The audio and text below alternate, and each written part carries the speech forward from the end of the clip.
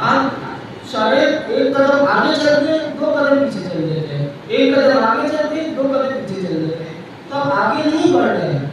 सिर्फ भक्ति पथ पर खड़े होना या यहाँ सत्य पथ पर बैठना पर्याप्त नहीं है, आपको आगे बढ़ते रहना है। अगर आप रुक जाएंगे तो कहीं ना कहीं आपकी भक्ति भी वो निरर्थक हो जाती है और वो भक्ति आगे नहीं बढ़ती। आपको हमेशा हमेशा आगे बढ़ते रहना है।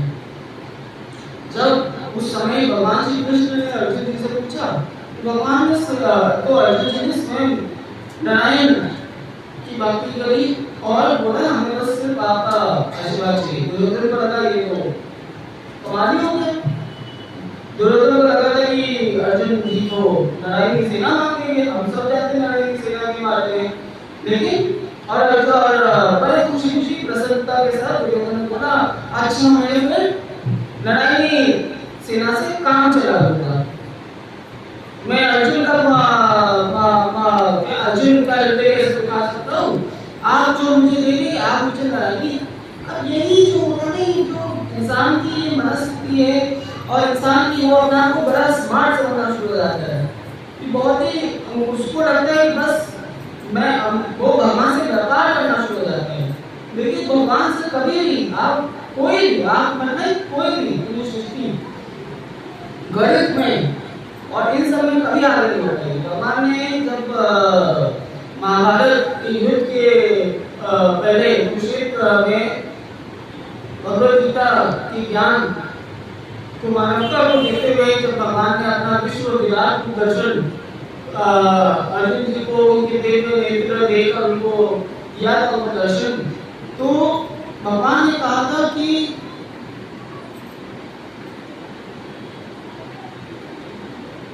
भगवान ने उनसे कहा था कि गणित कर्ताओं में मैं समय हूं।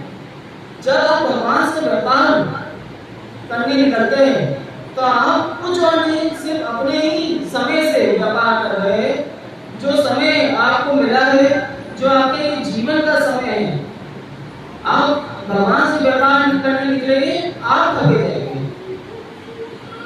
क्योंकि आप अपने समय से व्यापार कर रहे हैं। जहां आपने गणित बढ़ाना शुरू करा, ये काम वो ज्यादा, ये कम कर देते वो ज्यादा हो जाएगा, या जब सहयोग की बारी आई आप अपने बड़े से छोटा नोट निकालना शुरू हो गए। हम कह रहे बात उसकी नहीं है छोटा नोट निकाले, भगवान को आपके नोट नहीं चाहिए, भगवान को आपसे कुछ नहीं चाहिए, सिर्फ भगवान को आपकी भावना चाहिए। लेकिन कहीं ना कहीं आपको लगता है अरे आज मैं रविवार को संडे को तो घूमने कब जाऊंगा, मैं ये रविवार को मैं अगर यहाँ पर हर सत्संग में आया करूंगा ये छूट जाएगा, वो छूट जाएगा, ये छूट जाएगा। जहाँ ये भावना है ये तो छूट जाएगा, भगवान के पास आके सब छूट जाएगा, तो वाकई में सब छूट गया। जहाँ ये भावना आपके मन में आई कि कुछ छूट जाएगा भगवान के पास आते हुए, सब तो मंदिर आते हुए, जो सब कुछ देने वाला है उसके पास आकर अगर आपको लगा आपसे कुछ छूट जाएगा तो सच में छूट गया आपसे, उसमें कुछ गलत नहीं है, सच में छूट गया। भगवान का दर्शन छूटा, सत्संग छूटा, जो आप आपको लगा छूटेगा वो तो वैसे भी नष्ट होता, वो तो कभी वैसे भी छूटना ही था। आपने जब शाश्वत सत्य को सत्य मंदिर में जब आते आपने जब शाश्वत सत्य को छोड़ने का निर्णय लेकर किसी नश्वर के पीछे आप पड़ जाएंगे, वो तो वैसे भी क्षण होना ही है, आज तो कल क्षण होना ही है। आज आपको कुछ समय के लिए अवश्य लगे कि देखो मुझे मिला, लेकिन आप सब जानते हैं इस जीवन में जो भी आपको मिलता है, जो भी आपको प्राप्त होता है, कभी ना कभी आज नहीं तो कल कभी तो छूट ही जाना है। अब इसका माने ये नहीं है कि आप अपने जीवन में संघर्ष ना करें, अपने जीवन में संचय ना करें, आप अपने जीवन में संघर्ष करें, संचय करें, सफल हो, भगवान सबका कल्याण चाहते हैं और आप कुशल रहे, यही पूरा भारत का परिवार आपके लिए चाहता है। लेकिन जैसे कि हमने कहा आपको एक अपने मन में विराग की भावना अवश्य लानी होगी कि जो भी आपके मन में है, जो भी आपके जीवन में है, उसका निर्णय आप करें। भगवान ने अगर आपको कृपा दी है, इसका मानी है कि आप ले सकते हैं अपने लिए, आप अपने भावनाओं के लिए अपने भावनाओं का निर्णय ले सकते हैं, अपने भावनाओं को, अपने मन को, अपने शब्दों को नियंत्रित कर सकते हैं, इसलिए आपको भगवान ने कर्म संबंधित की है। जहां आपके आसपास जहां आप है, आपकी स्थितियां, आपके जो वस्तुएं हैं, आपके पास जो वस्तुएं, जो आपके रिश्ते, जहां वो आप पर अपना अधिकार लेना शुरू हो जाते हैं, वहीं पर आपका अपना भक्ति का अधिकार कम होना शुरू हो जाता है। जहां पर आप अपने ऊपर ऐसे बंधनों का अधिकार डालना शुरू हो जाते हैं जो आपको भगवान से दूर करते हैं, वहीं पर आपकी भक्ति का जो अधिकार है वो आपका काम होना शुरू हो जाता है। भगवान को अपने भक्तों के लिए यही, भगवान का अवतरण होते ही इसीलिए है। आप सब जानते हैं भगवान ने हर युग में और युगों में, उन युग के बीच में कई रूपों में भगवान ने अवतारी इसीलिए दिया है, और भगवान अलग अलग स्वरूपों में इसीलिए आए हैं अपने भक्त के लिए। आप सब जानते हैं कि बहुत पहले ना समय के आरंभ में सुरों का आना माता अदिति से हुआ और असुरों का जन्म माता धृति से हुआ।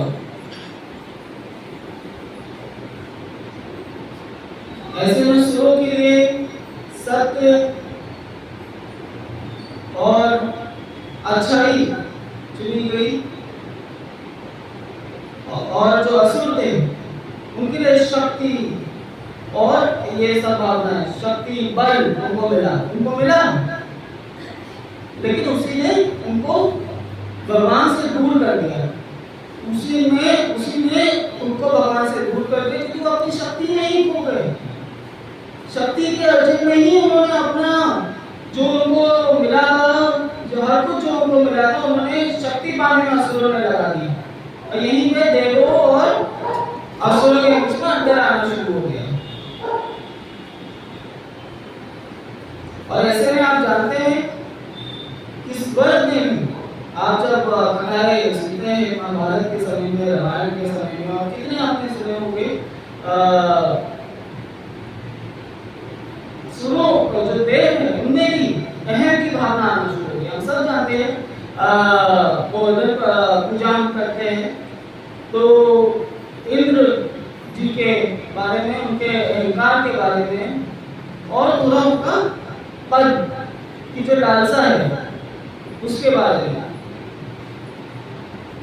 तो आपकी भावना ये है कि देवों में भी ऐसी भावना आ सकती है, लेकिन इसी समय आपने देखा कि असुरों में प्रहलाद जी का भी जन्म हुआ, और प्रहलाद जी के आगे बलि का भी जन्म हुआ।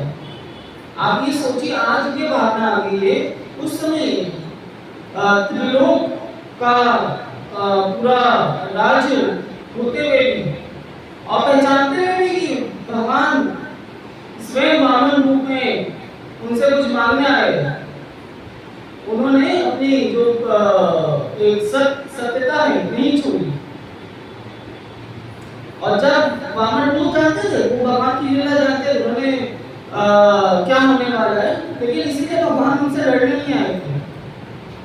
आप ये सोचिए, जब आपकी भावना ऐसी हो तो असुरी वंश में पैदा हुए थे, उन्होंने तीनों लोगों को अपने अधिकार में ले लिया था। अनधिकार एक कारागार में एक अनधिकार होते उन्होंने, लेकिन चाहे अपने पिता के प्रतिशोध की भावना के लिए, लेकिन उन्होंने बलि ने 3 लोगों को अपने ले लिया, अपने राज्य में ले लिया था। लेकिन उनने फिर भी इतनी सत्यता थी कि क्या सही है क्या गलत है, इसीलिए फिर भी उन्हें ये भावना थी, फिर भी इसीलिए भगवान उस रूप में आए, क्योंकि उसी समय कुछ ही टाइम उसके आगे पीछे भगवान नरसिंह रूप में भी आए।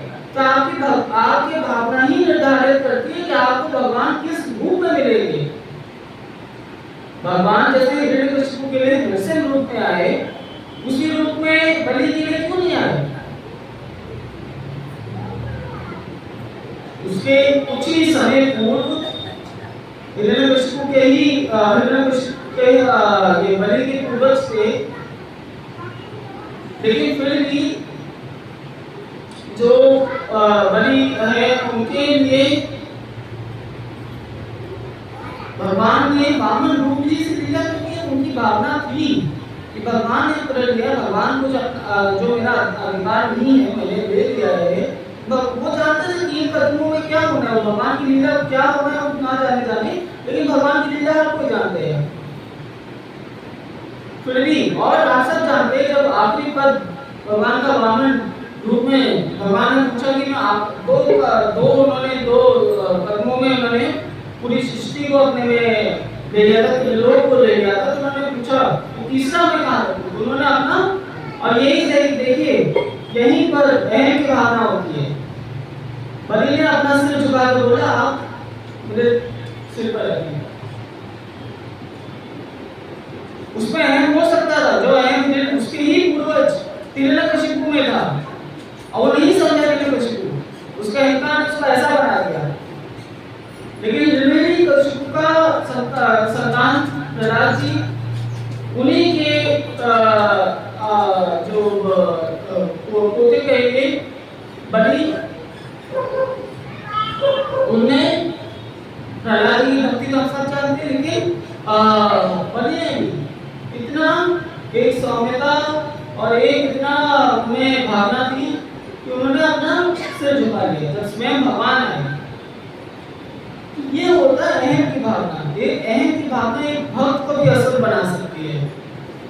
कई बार आप सब जानते हैं कि जो रावण है बड़ी बड़ी तपस्याएं करी, बड़ी साधनाएं करी, ऐसे क्यों ना उसको इतनी शक्तियां मिली थी, कहां से मिली थी उसको? यह स्वयं हिरण्यकशिपु को वरदान कहां से मिले थे? हम सब जानते हैं रावण शंकर भक्त शिव भक्त था, भक्ति तो उसने नहीं करी, भक्ति करके ही उसने वरदान पाया था। लेकिन उसके सिर पे जो आपने सुना जो पिछले रविवार को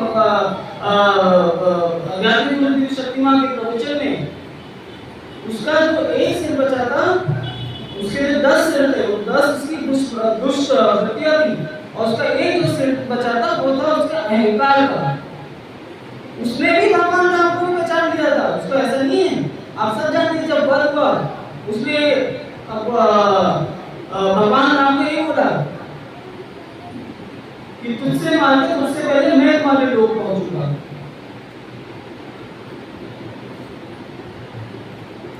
तो वो जानता था कि उसके सामने कौन खड़ा है, लेकिन फिर भी उसके जब भगवान श्री राम ने लक्ष्मण जी को जब रावण ने पास भेजा था, तो रावण ने बोला मुझे पता था, लेकिन ये मेरा अहंकार था। और कहीं ना कहीं कि उसका भी विद्या थी, उसको लगा कि ऐसा भगवान के हाथों आकर उसको स्वर्ग प्राप्त हो जाएगा, तो यही सही। लेकिन उसके अहंकार ने उसको ऐसा बना दिया था। आज स्थिति ऐसी हो गई है कि आज कई सारे लोग अपना आप को जो भक्त कहते हैं, उनकी भक्ति रावण जितनी नहीं है। कि रावण ने भी भक्ति करी थी, ऐसी उसको वरदान मिल गए थे, लेकिन क्या हुआ?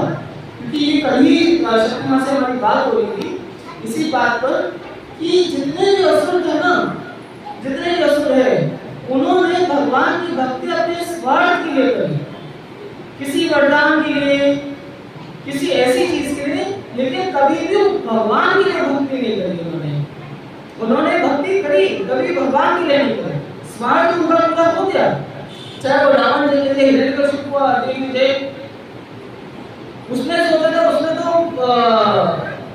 क्या अमर हो गया, वो तो ऐसा वरदान पा लिया था, ना अंदर ना बाहर, ना सुबह ना शाम, ना इंसान ना पशु ना पक्षी ना कोई।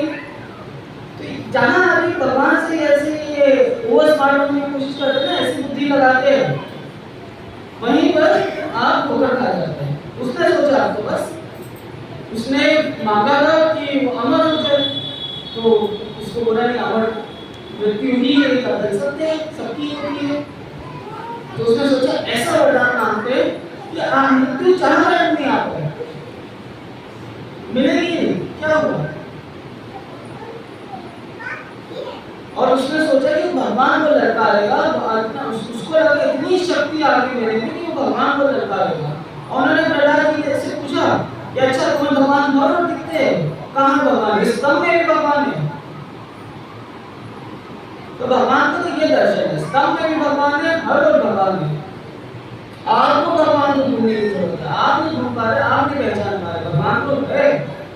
यही तो भगवान की लीला है, हम यही तो समझ पाते हैं भगवान में कि भगवान को तो आप जिधर ढूंढेंगे आपको मिल जाएंगे भगवान।